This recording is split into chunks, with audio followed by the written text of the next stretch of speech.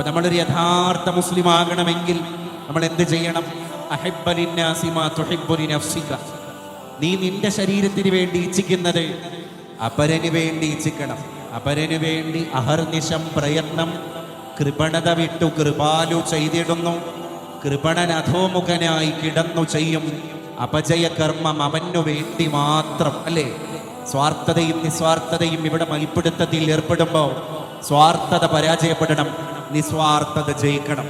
അങ്ങനെ നിസ്വാർത്ഥതയുടെ കൂടെ നിൽക്കാൻ നമുക്ക് സാധ്യമാകണം. അത്തിപ്പറ്റ ഉസ്താദ് നമുക്ക് ഇവിടെ കാണിച്ചു തന്നത് അതാണ്.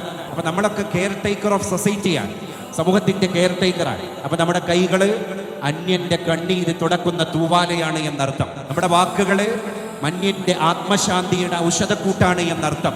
അങ്ങനെ ജീവിക്കുമ്പോൾ നമ്മുടെ ജീവിതത്തിന് അറിയാതെ ഒരു സുഖം ലഭ്യമാവുകയാണ്.